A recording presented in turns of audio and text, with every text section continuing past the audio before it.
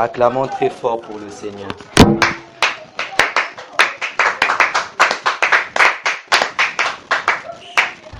Amen. Amen. Sans plus tarder, nous allons lire la parole de Dieu. On a une très longue lecture à faire. Des lectures à faire, même des très longues lectures à faire pour mettre au pluriel. C'est quoi tout ce bruit? Ils ne peuvent pas se taire.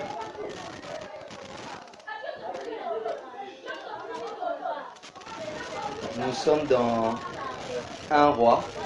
Nous allons vraiment naviguer dans un roi aujourd'hui. On va naviguer dans un roi dans une dimension pas possible. Nous sommes d'abord dans un roi chapitre 16.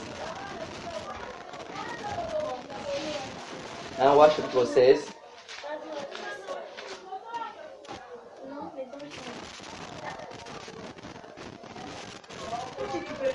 Un roi chapitre 16 verset 29 à 34. Un roi chapitre 16 29 à 34.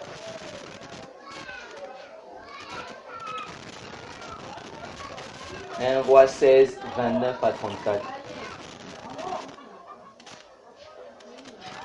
Un roi 16 29 à 34. Vous y êtes? Je lis au nom de Jésus. Akab, fils d'Omri, régna sur Israël la 38e année d'Assa, roi de Juda. Akab, fils d'Omri, régna 22 ans sur Israël à Samarie. Akab, fils d'Omri, fit ce qui est mal aux yeux de l'Éternel, plus que tous ceux qui avaient été avant lui.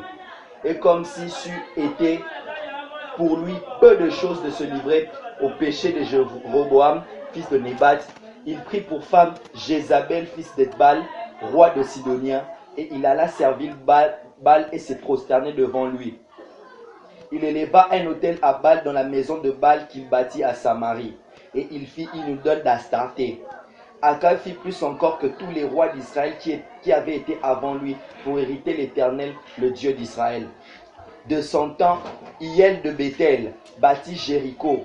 Il en jeta le fondement au prix d'Abiram, son premier-né, et il en posa les portes au prix de Ségub, son plus jeune fils, selon la parole que l'Éternel avait dite par Josué, fils de Nun. Nous partons toujours dans 1 roi, maintenant le chapitre 18, le verset 2 et le verset 3. 1 roi 18, 2 à 3, je lis au nom de Jésus. Et Élie alla pour se présenter devant Akab. La famine était grande à Samarie.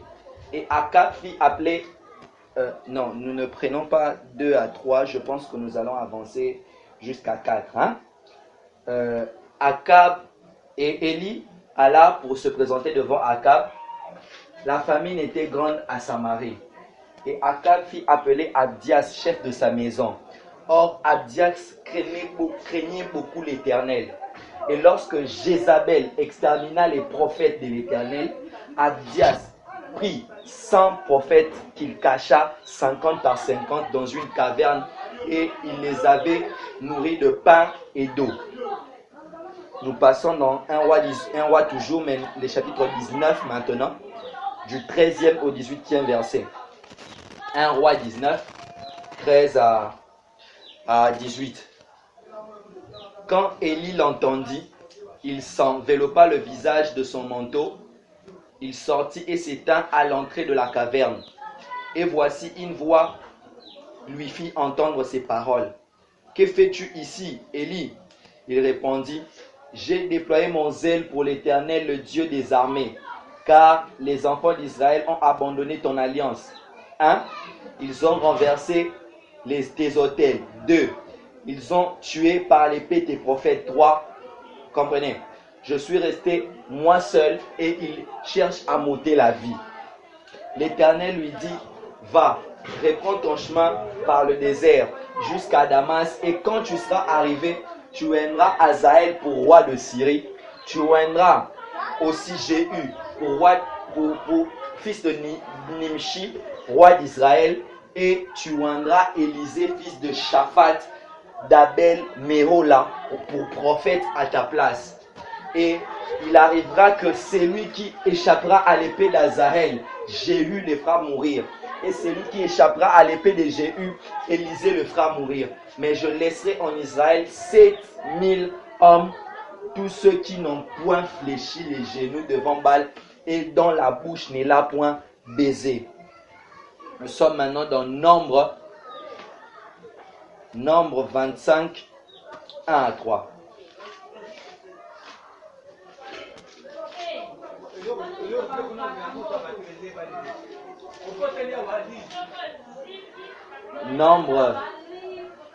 Nombre 25, 1 à 3. Israël demeurait à Sittim, et le peuple commença à se livrer à la débauche avec les filles de Moab. Elles invitèrent le peuple au sacrifice de leur Dieu, et le peuple mangea et se prosterna devant leur Dieu. Israël s'attacha à Baal-Péor, et la colère de l'Éternel s'enflamma contre Israël. 2 Corinthiens 10, 3 à 6. Nous sautons, nous allons dans le Nouveau Testament. Nous sommes dans 2 Corinthiens. 2 Corinthiens 10, 3 à 6. 2 Corinthiens 10, 3 à 6. Vous y êtes? Pas encore. Si. J'ai lu au nom de Jésus. Si nous marchons dans la chair, nous ne combattons pas selon la chair. Car les armes avec lesquelles nous combattons ne sont pas charnelles, mais elles sont puissantes par la vertu de Dieu. Puissantes par la vertu de Dieu. Pour renverser les forteresses, nous renversons les raisonnements et toute hauteur qui s'élève contre la connaissance de Dieu. Et nous amenons toute pensée captive à l'obéissance de Christ. Nous sommes prêts aussi à punir toute désobéissance lorsque votre obéissance sera complète. Éphésiens 6, 10 à 20. Éphésiens 6, 10 à 20. Éphésiens 6, 10 à 20. Vous y êtes? Éphésiens chapitre 6, 10 à 20. J'attends Vira. Vira, tu y es?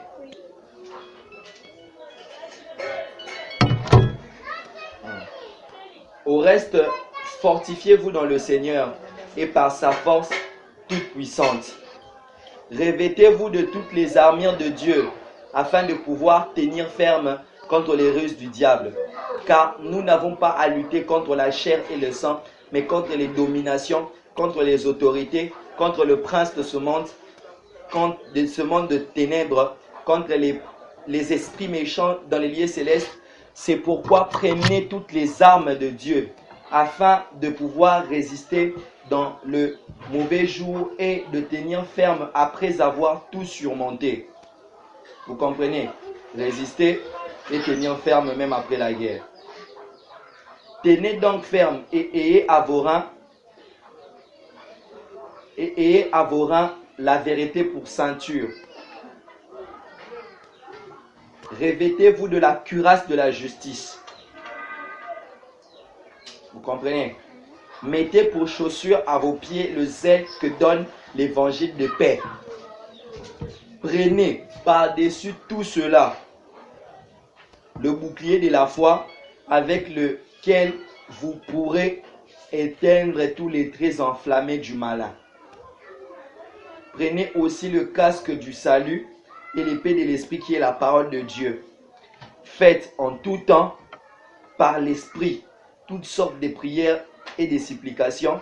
Veillez à cela avec une entière persévérance et priez pour tous les saints. Priez pour moi afin qu'il me soit donné, quand j'ouvre la bouche, de faire connaître hardiment et librement le mystère de l'évangile pour lequel je suis ambassadeur dans les chaînes, que j'en parle avec assurance comme je dois en parler. Dernière lecture, Jacques chapitre 4 verset 7, la lecture la plus courte. Et... Amen, on ne peut pas arriver là. Jacques chapitre 4 verset 7.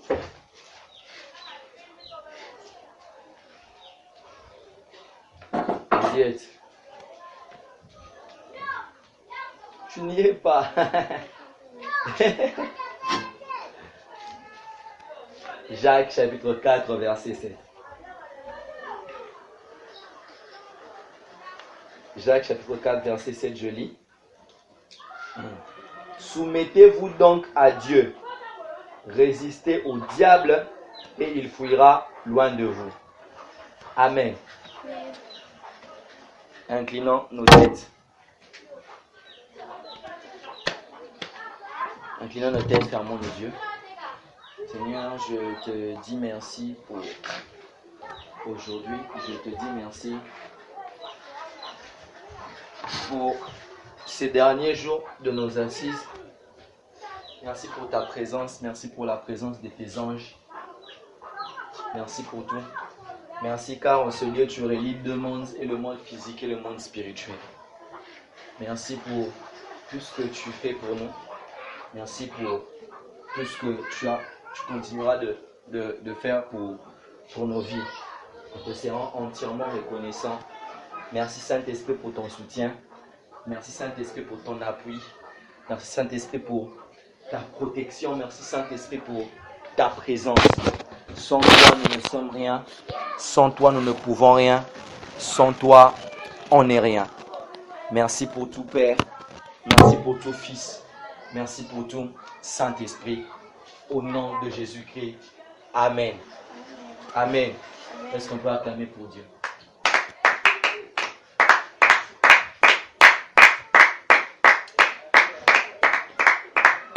Le message que j'apporte aujourd'hui, ce n'est pas un message que j'adresse seulement à mon auditoire physique, mais c'est un message que j'apporte aussi à mon auditoire spirituel. Le message que je donne aujourd'hui a à voir à deux mondes, le monde physique mais aussi le monde spirituel. Ce message concerne les hommes, ce message concerne les anges, ce message concerne les démons. Ce message n'est pas seulement pour les humains. Ce message est aussi pour les esprits. J'adresse ce message au monde physique autant qu'au monde spirituel. La Bible dit que lorsque le mystère de Dieu est révélé, les anges viennent y plonger leur regard. Et je pense qu'on est en très grand nombre tel que nous sommes ici, parce que les anges sont venus en très grand nombre pour plonger leur regard. Et je pense aussi que si les anges sont là, les démons ne manquent pas. J'ai besoin que les démons soient là afin qu'ils entendent ce que Dieu a à dire pour eux. Ça paraît fou, mais c'est vrai. Ce message s'adresse aussi aux démons. Ce message n'est pas seulement pour les chrétiens. Ce message s'adresse aussi pour Satan, afin qu'il sache que nous connaissons ce qu'il a comme plan et que nous allons le renverser. Je ne parle pas de ça pour glorifier le diable. Je ne parle pas de ça pour élever Satan. Mais je parle de ça simplement pour dévoiler ce qui est caché. Amen. Je parle de ça pour dévoiler ce qui est caché. Car il est le prince des ténèbres et il a de l'influence que là où il y a l'ignorance. Mais quand l'esprit de vérité vient, la Bible dit, vous connaîtrez la vérité vous affranchira. Et je pense que lorsqu'on dévoile la vérité biblique, la liberté est nôtre. Amen. Amen. Et là, on va dévoiler les plans et les stratégies du diable. On a parlé du réveil durant 2 jours. Le premier jour, on a parlé du réveil par l'amour. Le second jour, on a parlé des instruments du réveil. Le premier jour, nous avons dit que le réveil, c'est le mouvement de l'esprit pour restaurer l'ordre des choses. Que lorsque l'ordre est renversé, Dieu envoie le réveil pour rétablir l'ordre. Et nous avons dit qu'il faut simplement être aveugle pour ne pas comprendre que l'ordre est renversé. Car quand nous voyons l'Église, quand nous voyons le monde, nous comprenons que l'ordre des choses, l'ordre établi par Dieu est renversé. le mot chrétien n'est plus défini comme tel. Aujourd'hui, on appelle chrétien celui qui porte l'identité, celui qui va à l'église. Alors que ce n'est pratiquement pas ça. Le chrétien, ce n'est pas celui qui va à l'église. Le chrétien, c'est celui qui est né de nouveau. Mais aujourd'hui, la définition même du mot chrétien est renversée. Amen. Amen. Et si nous comprenons pratiquement que les fondements n'ont plus la forme qu'ils avaient avant. Et le réveil est là pour redéfinir ce qui a été mal défini et pour définir ce qui n'a pas été défini. Et le réveil est là pour réformer l'Église et relever le monde. Nous croyons fermement dans nos cœurs qu'avant que Jésus ne rentre, qu'avant que Jésus ne revienne, les choses ne seront pas telles que nous le voyons maintenant. Et qu'il y a un mouvement dans l'esprit, Dieu va faire quelque chose de particulier. Hier, nous avons dit que chaque mouvement de l'esprit a besoin d'un canal par lequel Dieu doit passer. Dieu ne descendra pas du ciel à qui dit boum à la bannière réveil piou. Non, ça ne se fera pas. Ça ne se fera pas ainsi. Dieu ne viendra pas du ciel à qui dit boum nzambe ngai nzambe la bannière réveil pou na bongisi maka. Ah non, Dieu ne fera pas ça. Dieu ne fera pas ça. Dieu passera toujours par les hommes pour changer les choses. Car l'homme est la méthode de Dieu pour sauver l'homme. C'est pour cela que pour sauver l'homme, Dieu devait se faire homme. Pour sauver l'homme, Dieu ne devait pas rester Dieu, mais Dieu devait devenir homme afin de sauver les hommes. Amen. Nous croyons que la seule méthode de Dieu pour sauver le monde, c'est l'homme. Et la seule méthode de Dieu pour sauver l'Église, c'est l'homme. Et Dieu passera par des hommes qui seront ses canaux par lesquels il démontrera sa gloire. Et nous avons parlé des canaux ou des instruments du réveil hier. Nous avons parlé de plusieurs instruments du réveil, les critères et les qualités que Dieu veut qu'un instrument du réveil ait. Les qualités, les critères qu'un instrument du réveil ait. Je vais faire un récap rapide. Un récap très rapide. Hier, nous avons dit que Dieu a besoin de l'homme pour accomplir ses projets. Les projets de Dieu ne s'accompliront pas comme ça. Dieu a besoin de l'homme pour accomplir ses projets. Hier, nous avons aussi dit que quand Dieu appelle quelqu'un, ça implique plusieurs choses. Ça implique d'abord qu'il doit abandonner. Dieu nous appelle toujours de quelque chose pour quelque chose. L'appel implique l'abandon. Un appel sans abandon n'est pas appel. Tout appel implique l'abandon. C'est ce que nous avons dit hier. Hier, nous avons parlé de plusieurs critères des hommes et des femmes que Dieu veut pour être ses instruments du réveil. Et hier, Dieu nous a extrêmement bénis. Qui a été béni hier? Moi, en tout cas, j'étais le plus béni. J'étais le plus béni. Et aujourd'hui, notre thème, c'est un réveil raté. Notre thème, c'est un réveil raté. Est-ce que quelqu'un peut acclamer Dieu pour le thème?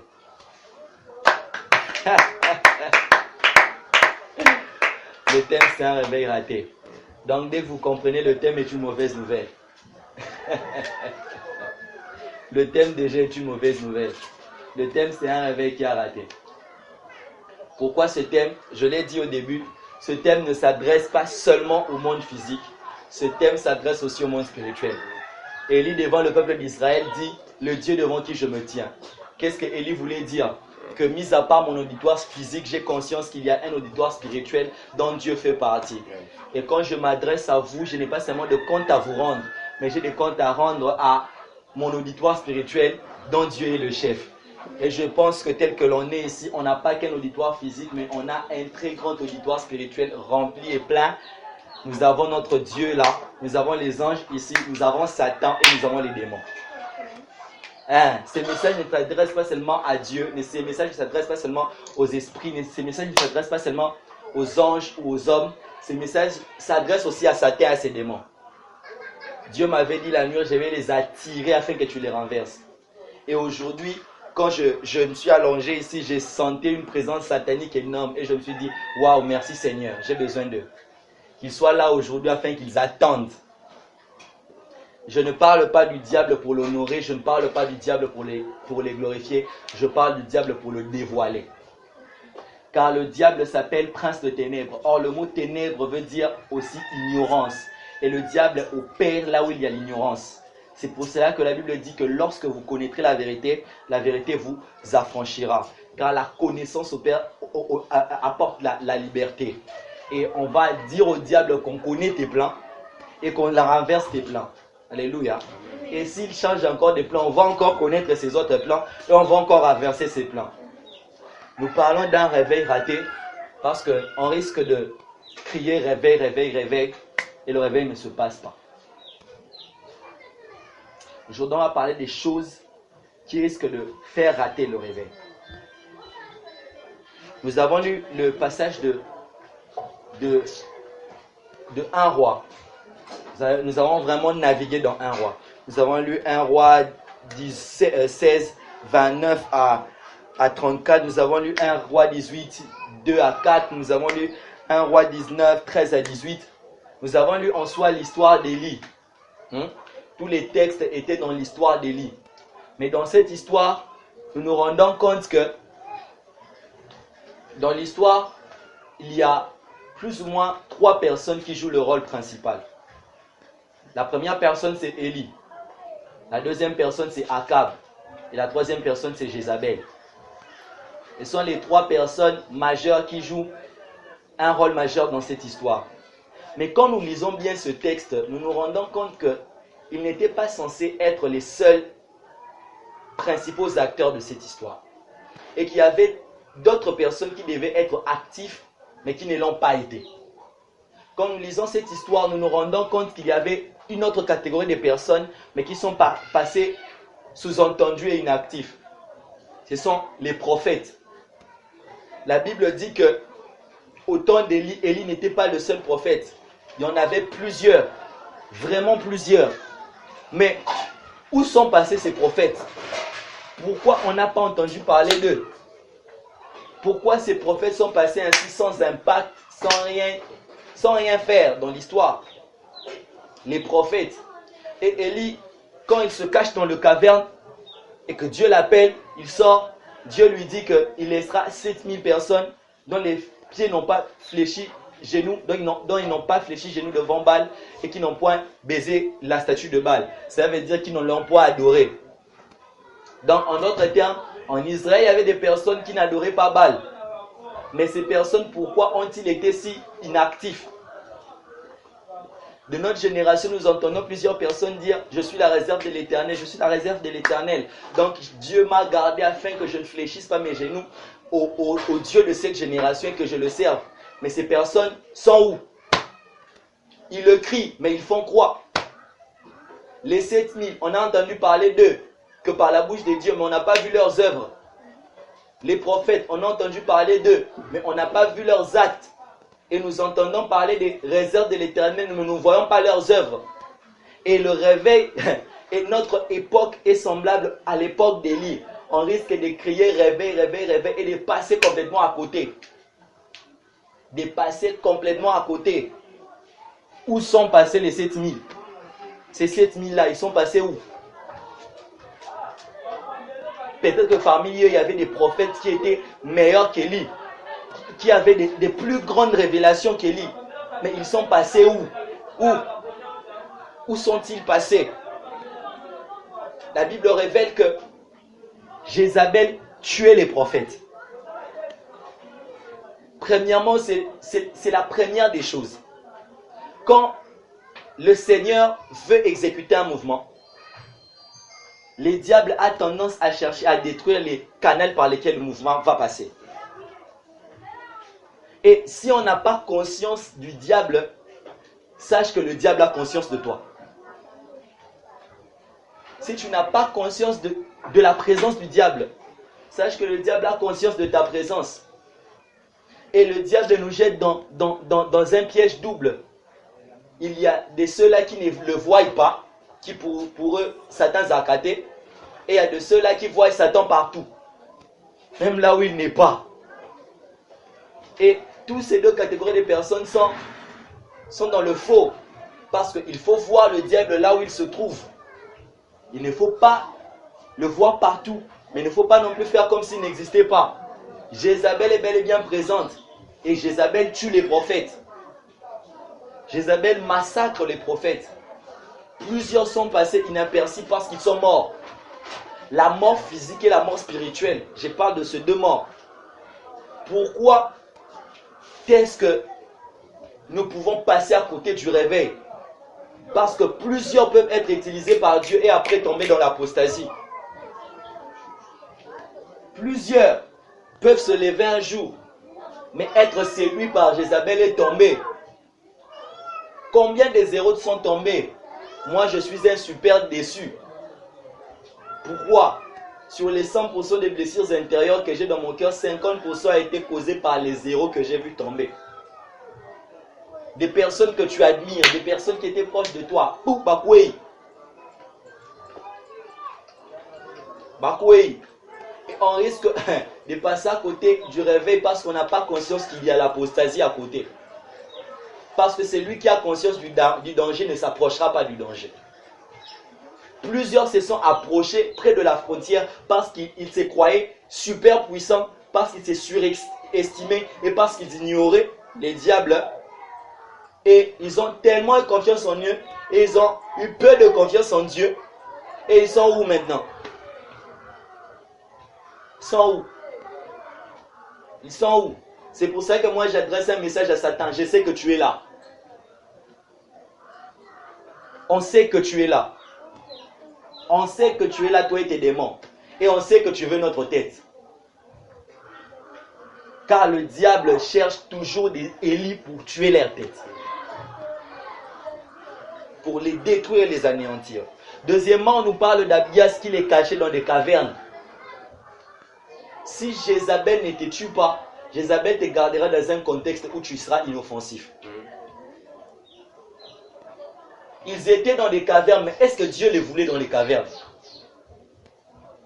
Dieu ne voulait-il pas qu'ils soient à l'extérieur et qu'ils affrontent Jézabel? Mais on les a cachés. Ils se sont cachés dans les cavernes. Et plusieurs sont instruments du réveil. Ils voient Dieu, ils ont des visions. Ils sont puissants en parole et en acte. Mais ils sont où? Ils font quoi? Ils sont dans les cavernes. Et si Jézabel ne te garde pas dans un caverne physique, il mettra les cavernes dans ta tête. Parce que selon leur mentalité à eux, selon leur flexion à eux, ils ont tellement peur ou je ne sais pas quoi, selon leur culture, ils ne peuvent pas affronter la réalité. Ils ont les habilités, ils ont la capacité. Ils sont peut-être même plus dangereux que ceux qui sont en public, mais ils ne sortent jamais. Pourquoi? Parce qu'ils ont peur.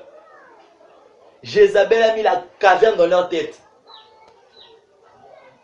Soit il te tue, soit il te met dans un caverne. Et l'esprit de Jézabel ne s'est pas arrêté seulement dans l'histoire d'Élie. Jézabel était une personne physique, mais en soi c'était aussi un esprit. Apocalypse chapitre 2 parle de l'église de Thyatire et dit: ce que j'ai contre toi, c'est que tu laisses la femme Jézabel prophétiser. Est-ce qu'à Thyatire il y avait une femme du nom de Jézabel? Non. Jésus parle d'un esprit qui parle de l'esprit qui a animé Jézabel, qui opère encore. Et cet esprit a même opéré dans le temps des actes des apôtres. L'esprit de Jézabel a tué Jacques et a gardé Pierre en prison.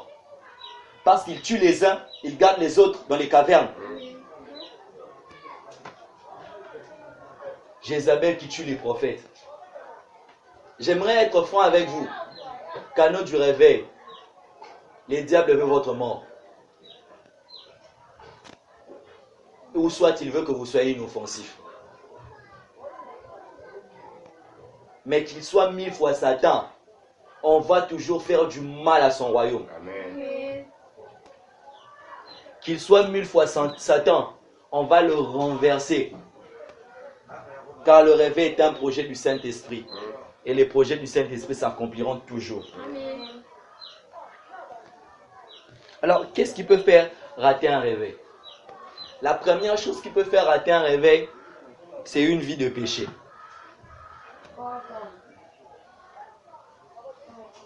La première des choses qui peut faire rater un réveil, te louper vraiment un réveil bêtise à côté, c'est une vie de péché. Là, je parle plus des personnes par qui les réveils va passer. Parce que ce sont eux qui déterminent le tout. Si tu es un canal choisi par Dieu, mais que tu n'as pas la nature du Dieu qui t'a choisi, le Dieu qui t'a choisi ne se servira pas de toi. Plusieurs ont été choisis par Dieu, mais se sentent à l'aise et vivent dans le péché, ne veulent pas abandonner. Le péché, ce n'est pas que l'impudicité, il y en a tant. Et devant Dieu, il n'y a pas grand et petit péché. Sache que Dieu veut que tu abandonnes toutes sortes de péchés. La vie des péchés ne plaît vraiment pas à Dieu. Et la vie des péchés est l'obstacle numéro 1 pour renverser le réveil. Nous avons lu Nombre 25, où dans Nombre 23, 24, on nous parle de Balaam. Balak, le roi de Moab, a vu Israël. Il a vu les exploits qu'Israël a accomplis. Et il dit, si Israël passe dans mon territoire, qu'est-ce que Balak fait? Il va chercher un prophète, un voyant, du nom de Balaam. Il dit, Balaam, je vais te payer, toi tu prophétises contre Israël. Pourquoi? Parce que tout ce que Balaam dit s'accomplit. Et il s'est dit, Balaam, si toi tu parles du mal d'Israël, cette malédiction va arriver sur Israël. Balaam se lève, il a d'abord résisté une première fois, il va prier Dieu. Dieu lui dit, Balaam, n'y va pas, ce peuple, je le bénis. Pourquoi tu peux maudire, c'est que moi je le bénis. Mais après, il a tellement vu la grandeur de l'argent, Balaam scelle. Balaam va, il essaie de prophétiser contre Israël. Mais quand il essaie de prophétiser, il dit le contraire. Au lieu de maudire, il bénit. Il essaie 3 fois. Il essaie, mais il dit, il bénit Israël à la place de le maudire. Et Balak s'énerve. Une autre fois, Balaam veut aller pour maudire Israël. Et un ange est apparu en cours de route. Balaam ne le voyait pas. Mais la naisse de Balaam a vu ce que Balaam ne pouvait pas voir.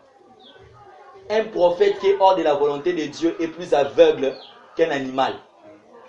Parce que Balaam qui marche dans le chemin que Dieu ne veut pas qu'il marche, ne peut pas voir ce qu'une ânesse peut voir. L'ânesse a vu, et pour la première fois, Nyamaloba n'a pas de sa Bible. L'ânesse a parlé, a dit à Balaam, pourquoi tu me frappes ainsi? T'ai-je déjà désobéi? Ne vois-tu pas ce qu'il y a devant toi? Et quand Dieu a ouvert les yeux de Balaam, Balaam a vu l'ange.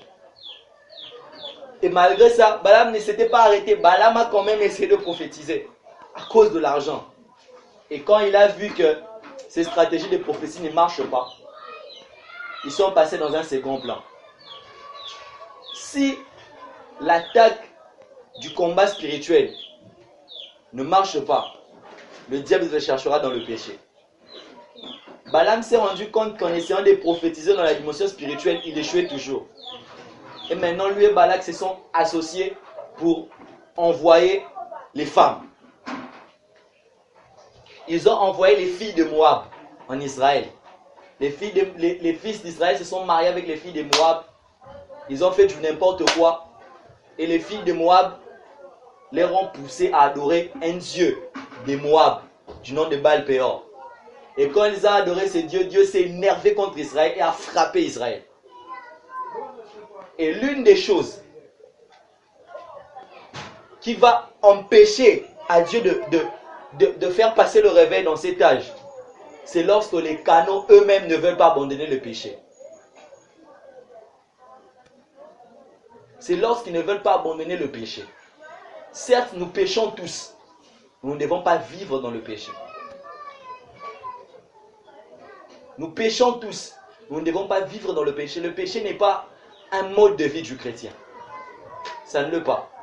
Tu peux tomber, mais ne demeure pas à terre. Relève-toi et avance. Relève-toi et avance. Car le péché est le premier ennemi du plan de Dieu. Amen. Et le Seigneur m'a fait voir deux visions comme ça que j'ai eues par rapport au péché. Deux grandes visions effrayantes. La première vision parlait de la prostituée. J'ai vu l'esprit de Jézabel. C'était le 8 août de 2016. J'étais assis ici sur cette chaise. Le jour en question, je ne suis pas allé au cours. Il n'y avait pas cours. Et je me suis endormi. Mon sommeil était très bien. Et lorsque j'ai eu à me réveiller, je me sentais tellement faible, comme si on venait de me frapper. Par ma faiblesse, je me suis dit non, je vais m'allonger à terre. Quand je me suis allongé à terre, j'ai essayé de fermer les yeux. Je sentais qu'il y avait quelque chose. Quand je fermais les yeux, je ne voyais rien. Mais quand j'ai ouvert les yeux, je commençais à voir. J'ai vu une femme venir. Elle était habillée en robe rouge. Très belle, la femme. L'atmosphère du ciel était tellement bizarre. Comme s'il allait avoir une pluie. Derrière cette femme, il y avait un grand dragon. Et quand ce dragon soufflait, il y avait tellement un grand vent qui arrachait les arbres. Et cette femme venait dans les airs avec 2 chiens. 2 bulldogs. Mâle et femelle. Elle descendait avec une colère. Elle était super fâchée. Pour la première fois de ma vie, j'ai eu peur d'un démon. Et Dieu m'a dit, tu vois cette femme, c'est la prostituée. Et les 2 chiens qu'elle tient sont les péchés charnels qu'elle envoie chez les hommes et chez les femmes. Isabelle n'attaque pas que les hommes, ne vous en faites pas. Isabelle attaque aussi les femmes. Et j'ai vu cette femme et j'étais épouvanté. Et c'est alors que j'ai compris, la guerre est sérieuse. J'aimerais dire à une personne, la guerre est sérieuse. J'ai aussi vu une vision. Les filles des méduses, les filles de la séductrice. C'était une vision, quand je l'ai vue, c'était vers 2h du matin. Je me suis réveillé. À 2h du matin, je voyais mon frère travailler sur son ordi. Il était là-bas. Moi, j'étais juste ici. Je me suis dit, non, t'as un tout. On a continué à pungi na kiti. Je commençais à voir. Quand je voyais qu'il y avait dans les ciels, dans les volcans, sur la terre et dans la mer surtout, sortaient des monstres. Ils étaient à moitié, ils étaient des femmes. Corps de femmes, visage de femmes, mais de la hanche jusqu'en bas, c'était comme un serpent. Ils avaient des serpents en tête. La chevelure était des serpents en fait. Comme la déesse Méduse des Grecs et des Romains. Elles étaient nombreuses. Et quand elles sont entrées dans la ville, elles se sont transformées en des hommes et des femmes, des très beaux hommes, des très belles femmes. Vous n'avez même pas idée. Et ils séduisaient des hommes, ils séduisaient des femmes, par-ci, par-là. Ils entraient dans les églises, ils faisaient tomber les frères. Il y avait tellement de détails atroces dans cette vision. Et quand je me suis réveillé, j'étais époustouflé. Et j'ai béni Dieu, pourquoi? Parce que sur Facebook, on a publié une publication d'une personne qui avait reçu une vision qui était un peu similaire au mien. Ouais, on avait dit que c'était Pasteur Atoms, mais on a à me dire après que non, le Pasteur Atoms a dit que c'est pas lui. Bon, je sais pas. Dans une vision similaire au mien, je me suis dit waouh. Et moi, je l'avais eu avant. Je me suis dit waouh, l'Esprit de Dieu révèle qu'il y a un sérieux combat. Le péché, c'est le pire ennemi de Dieu. C'est la seule chose qui peut te séparer de Dieu. Dieu n'a pas peur de la mort. Dieu te suit même dans le séjour de mort. Dieu aime, tu peux être faible, Dieu supportera ta faiblesse. Mais Dieu ne supporte pas le péché. La deuxième chose, ce sont les alliances incompatibles. Les alliances incompatibles peuvent nous faire rater le réveil. Toute cette histoire en Israël a commencé simplement parce qu'il y a eu une alliance incompatible. Un juif du nom d'Akab épouse une sidonienne du nom de Jézabel. Et non seulement ils étaient compatibles des nationalités, parce que les Israélites n'épousaient pas les femmes étrangères. Non seulement qu'ils étaient incompatibles de nationalité, mais ils étaient aussi incompatibles spirituellement. Pourquoi? Parce que chez les Babyloniens, les Phéniciens, les Sidoniens et tout ça. Le roi jouait aussi le rôle du grand prêtre. Le roi jouait aussi le rôle du grand prêtre. Et Étzbal, père de Jézabel, était prêtre et sacrificateur de Baal. Et sa fille Jézabel, Jézabel veut dire la femme de Baal. C'était une fille, un être humain, mais en soi, elle était le réceptacle d'un esprit. C'était une personne, mais qui était possédée par un esprit. Parce qu'on avait, son père l'a dédié à l'esprit de Jézabel, afin qu'elle soit, elle, sacrificateur de Astarté, femme de Baal.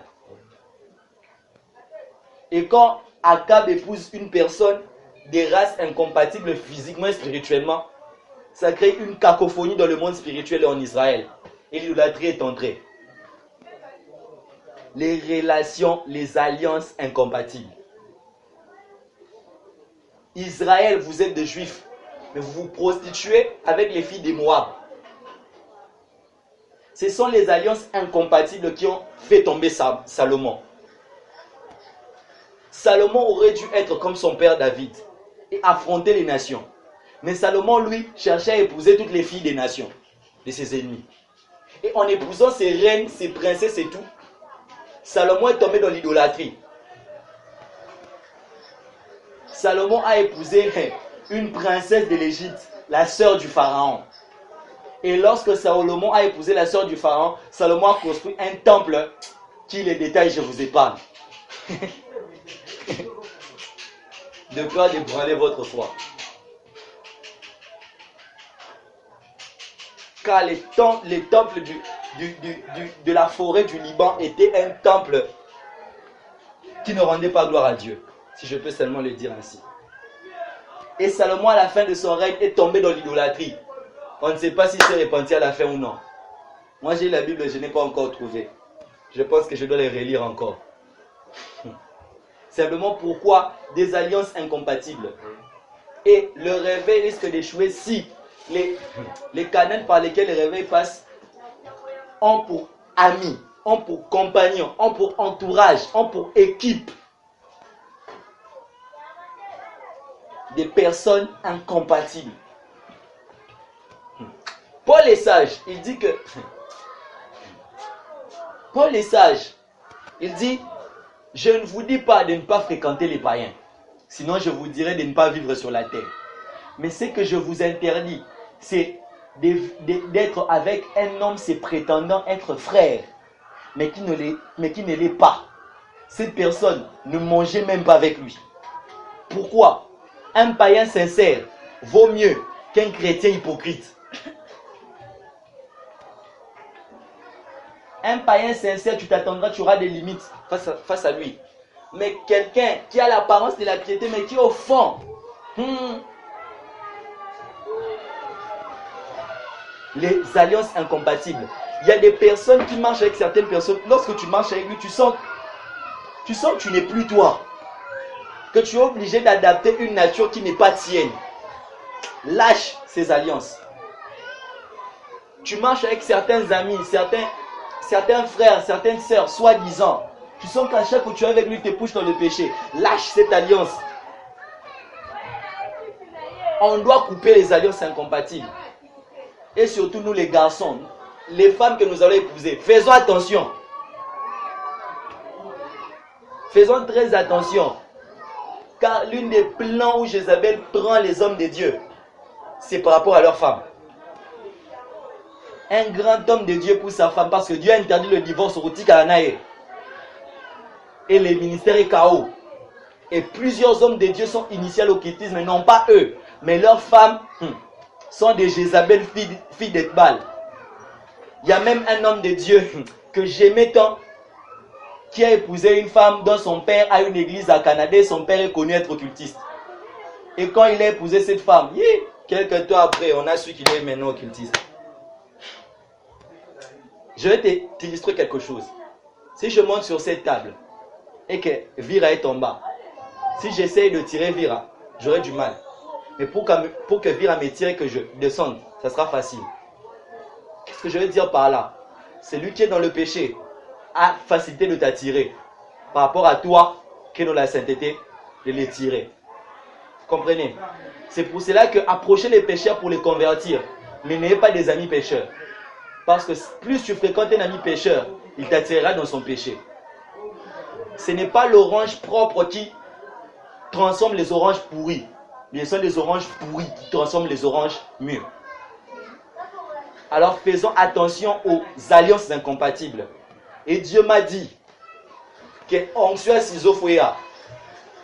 les alliances vont être coupées. Les alliances vont être coupées. Certains amis, certains frères, certaines sœurs, au compagnon de Pio, relation catholique, Bossan et Loroté. Et moi j'ai vécu ça. Moi j'ai vécu ça.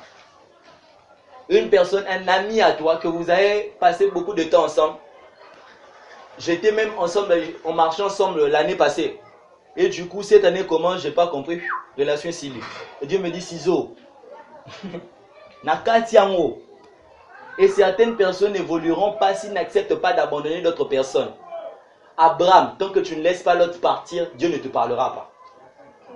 Parce que ce n'est que quand l'autre part, que Dieu dit à Abraham, parle à Abraham, Abraham.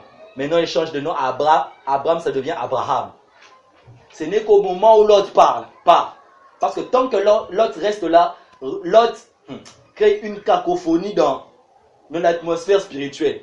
C'est pour ça que Jésus, pour faire certains miracles, il disait aux gens, partez, sortez, laissez-moi seul. Il y a d'autres personnes qui sont des freins spirituels pour toi parce qu'ils n'ont pas la même nature que toi. C'est le fer qui aiguise le fer. Le bois n'aiguise jamais le fer. Et si tu es fer, cherche des fers avec qui marcher. Amen. Les alliances incompatibles vont être coupées au nom de Jésus. Et à la fin, on va prier pour ça.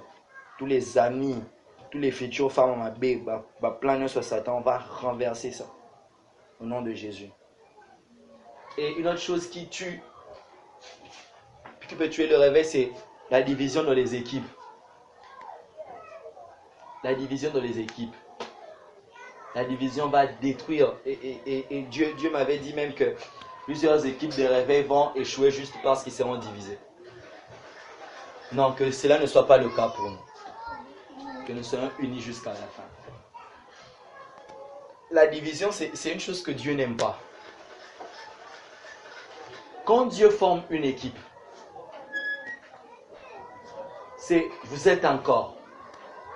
Chacun a une chose que l'autre n'a pas. Et quand l'un manque, c'est une habilité que vous manquez vous tous. Le diable a un mensonge qui fait croire aux gens. C'est de leur faire croire qu'ils peuvent réussir seuls. Alors que même Dieu, Jésus-Christ, pour réussir son ministère, a eu besoin des 12.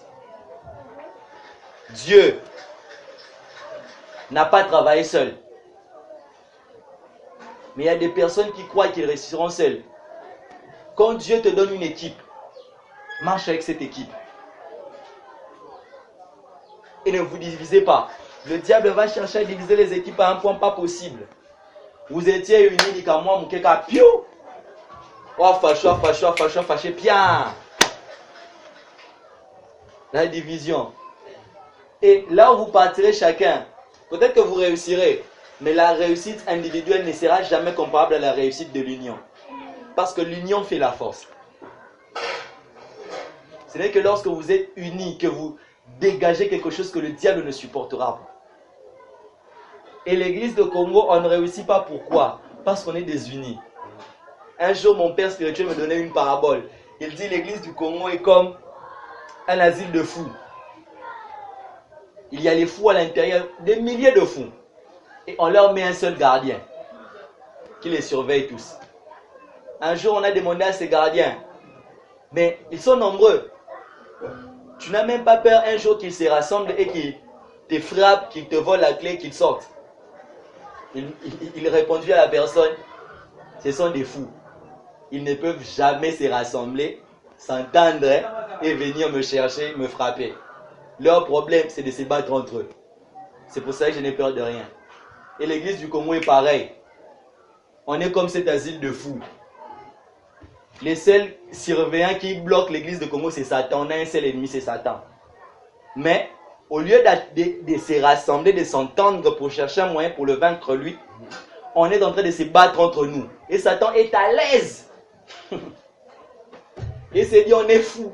C'est vraiment parce que on ne réussira jamais à s'entendre et à l'attaquer lui. Imaginez si toutes les églises s'entendaient et qu'on mettait des plans, des stratégies en place pour réduire les hausses du péché qu'il y a dans le monde. On est le sel de la terre, on peut le faire.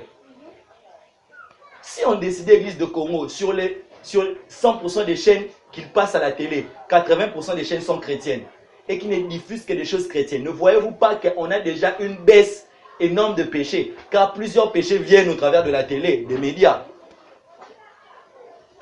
Mais on est désunis. Et qu'est-ce qu'on peut faire quand on est désunis? On ne peut rien faire. On ne peut rien faire. Dieu a besoin de l'unité. Dieu a besoin de l'unité. Dieu même a peur de l'unité. La tour de Babel des païens, rebelles à Dieu, se sont rassemblés pour profaner Dieu. Mais quand Dieu les a regardés, il a dit, et la solution, c'était de les disperser. Pourquoi? Parce que l'unité a une influence contre même les divinités. Et si vous êtes unis, vous pouvez soit profaner contre Dieu, ou soit si vous êtes unis, profaner aussi les temples du diable. C'est selon votre objectif à vous. Et un jour, on parlera de Babylone la grande, la guerre des édifices. Parce que eux, ils ont construit la tour de Babel dans leur unité. Et nous, nous construirons l'église avec notre unité. Et si eux, ils attaquaient Dieu, nous attaquerons Satan. Amen. Et si Dieu est venu nous changer de langage, mais eux, ils ne resteront pas nous changer de langage car ils n'ont pas créé la langue. Okay. Et nous, nous atteindrons notre objectif et eux, ils tomberont. Que l'unité revienne dans l'église. Amen. Que l'unité revienne dans l'église. La chose suivante qui peut encore nous empêcher de voir le réveil, c'est la rébellion aux autorités établies. Quand Dieu place une autorité, l'autorité ne se place pas. La Bible déclare simplement et clairement que toute autorité vient de Dieu. Qui qu'il soit, peu importe ses défauts, peu importe ses qualités, il vient de Dieu. Et ce qui tue le réveil souvent, c'est la rébellion des fils. Dans la Bible, il y a une rébellion qui m'effraie toujours. Et c'est à cause de cette histoire que j'ai vraiment peur de me rebeller aux autorités établies. C'est la révolte de Corée. Dieu avait établi comme autorité en Israël Moïse et Aaron. Aaron et sa famille avaient la sacrificature. Et tous les autres Lévites servaient dans le tabernacle. Mais les autres Lévites n'avaient pas les privilèges que la famille d'Aaron avait. Aaron ne l'a pas cherché. Moïse n'a pas cherché le pouvoir de regarder Dieu face à face, de parler avec lui comme ça. Il ne l'a jamais voulu. C'est une grâce qu'il a reçue. Mais un jour, Corée, qui est aussi de la tribu de Lévi, sacrificateur aussi, et se dit, Aaron Denani. Moi aussi je suis Lévite. Moi aussi je vais remplacer Aaron. Il n'y a pas que lui. Dieu est déjà pour nous tous. Pourquoi pas nous aussi? Pourquoi seulement ils veulent nous dominer sur nous? Corée vient chez Moïse et dit à Moïse, le Seigneur est sur nous tous. Il est déjà au milieu de son peuple. Mais pourquoi vous voulez seulement dominer sur le peuple de Dieu? Moïse, la Bible dit, Moïse s'est caché le visage et a dit, bon, vu que tu le veux, demain on va se présenter devant Dieu. Vous apportez des brasiers, vous allez mettre votre parfum à vous. Moi aussi, Aaron, avec notre famille, nous allons aussi apporter nos brasiers avec nos parfums. On va voir qui Dieu va agréer. Parce que Dieu vous a déjà donné la sacrificature. Dieu vous a déjà établi au-dessus d'Israël. Mais vous voulez encore le sacerdoce. Ok, on va voir demain. Ils sont allés devant le tabernacle avec leurs amis les Ribénites, Dathan et Abiram. Ils sont venus avec leur famille présenter le sacrifice. Parfait à Aaron, parfait à Moïse, il y il y a Corée qui est. Dieu n'a pas agréé l'offrande de Corée. Et sous la sainte colère, Moïse parle. Il dit, Dieu, pour leur prouver que tu nous as choisis nous et que tu ne les as pas choisis eux, laisse que la terre s'ouvre sous leurs pieds et qu'ils entrent vivants en enfer. Dans le séjour de mort, vivants, sans mourir, Bakiti Bomo. Et la Bible dit, Moïse n'a pas fini de parler. La terre s'est ouverte, la terre a ouvert sa bouche. La Bible ne dit pas que c'est Corée qui est tombé. Corée et toute sa famille, avec tous ses alliés et leur famille. Bon, nous sommes vivants. Et la terre a refermé sa bouche. Et après, Moïse a mis tous les bâtons des tribus. Et pour Lévi, il a placé le bâton d'Aaron. Et c'est le bâton d'Aaron qui avait fleuri. Pour dire que les leaderships ne se cherchent pas. C'est Dieu qui les donne par grâce.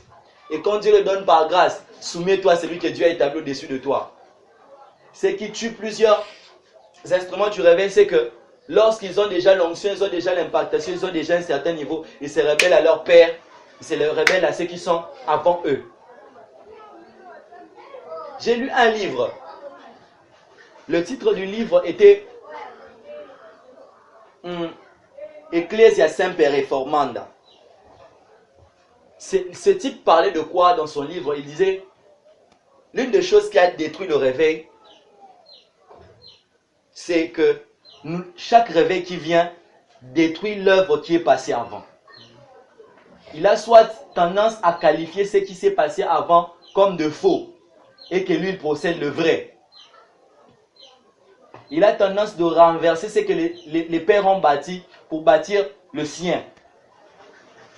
Et c'est ça qui détruit le réveil. Nos pères ont commis des erreurs, mais nos pères ne sont pas 100% condamnables. Et nous souffrons trop parce qu'on pense qu'on a tout à refaire. Non. Le rôle d'Élie n'est pas de reconstruire l'autel. Le rôle d'Élie n'est pas de rebâtir l'autel à zéro, mais de reconstruire l'autel qui a déjà été bâti. Ça veut dire qu'il a reconstruit selon le modèle qui existait déjà. Nous n'avons pas tellement à souffrir. Il y a certaines choses dont nous souffrons qui a déjà été fait par quelqu'un. On n'a qu'à prendre ce qu'il a fait et ajouter notre touche. Au lieu de souffrir. C'est pour cela que moi je lis trop de livres. Parce que certaines questions dont nous nous posons, d'autres personnes les ont déjà posées. Et ils ont déjà eu des réponses. Notre problème à nous, c'est la rébellion aux autorités établies par Dieu. Dieu te place une autorité. Écoutez, je vais vous donner une image. Lorsque tu portes le parapluie, le parapluie est au-dessus de toi. Mais le parapluie n'est pas au-dessus de toi pour te dominer. Le parapluie est au-dessus de toi pour te protéger de la pluie. Qu'est-ce que je veux dire par là? Si Dieu établit quelqu'un au-dessus de toi, ce n'est pas pour te cacher, ce n'est pas pour te dominer, ce n'est pas pour t'étouffer, mais c'est pour te protéger. Il y a certaines choses, avant de te toucher, le toucheront lui. Ils ne te toucheront pas. Il y a certains combats qui ne t'arriveront jamais. Aux années conseil communauté, parce qu'il est ta couverture. C'est pour ça que Jésus disait à Pierre, Pierre, Simon, le diable te réclame, mais j'ai prié pour toi. Simon, inconscient de tout ça, mais Jésus étant sa couverture, son père. Le combat est venu d'abord chez Jésus. Jésus l'a arrêté à son niveau. Et il avertit juste Simon, attention mon fils, le diable te réclame. Mais tu n'as rien subi comme pression. Notre problème de notre génération, c'est qu'on est trop rebelles. Et la Bible a prophétisé sur ça. Les derniers jours, les enfants seront rebelles à leurs parents. Le père est une couverture spirituelle. Et comme je l'avais dit hier, David a fait tomber Goliath lorsqu'il allait servir son père. C'est tu opères sous la couverture de ton père que tu prospères. C'est lorsque tu opères sous la couverture de ton père que tu prospères. Si David était allé au champ de bataille dans son propre gré, peut-être qu'il n'allait pas vaincre Goliath. Mais quand il y allait pour servir son père qui lui avait dit de donner la nourriture à ses frères. Mais c'est sous la couverture de son père qu'il triomphe de Goliath. Et nous devons être soumis aux autorités que Dieu a établies. Car celui qui se rebelle s'expose. Il s'expose parce qu'il s'identifie à Satan qui est le père de la rébellion. Amen. Je vais aller vite car je vais parler à la fin d'une chose très importante. Ce qui nous tue aussi, c'est le manque de caractère de Christ. Chaque destinée, chaque mission a besoin d'un caractère. Et tu peux avoir l'onction, tu peux avoir la puissance, tu peux avoir tout ce qu'il faut, tu peux avoir les capacités. Mais si tu n'as pas le caractère, tu manques tout. Et Samson en est l'exemple parfait. Samson a été puissant, il était tellement fort. Tellement fort. Tellement fort. La Bible dit qu'il a transporté la porte d'une ville. Pourquoi? Il savait que ses ennemis étaient venus pour les détruire, pour le tuer.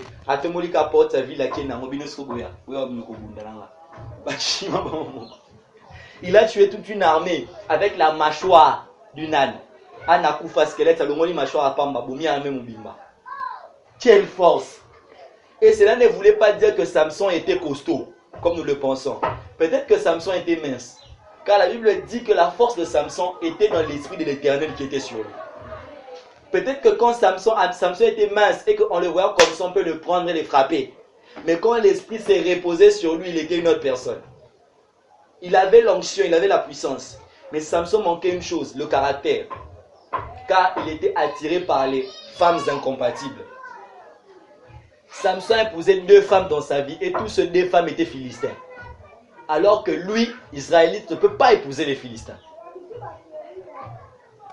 Quand nous lisons l'histoire de Samson où il a pris le miel dans la bouche du lion, souvent on voit une partie positive. On l'interprète souvent où on sort la révélation de la parole de Dieu et tout ça.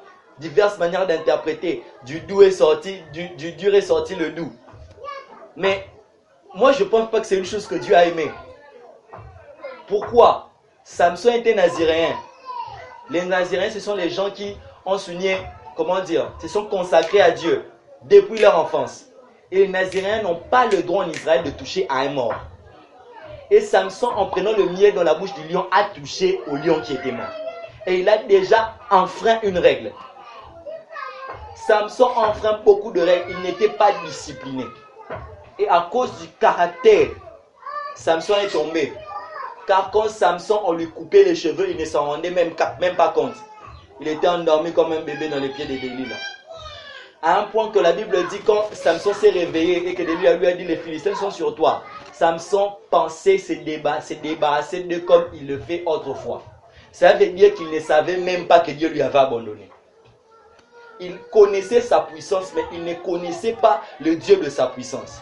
À un point que quand le Dieu de sa puissance n'était plus là, il pensait qu'il était toujours là.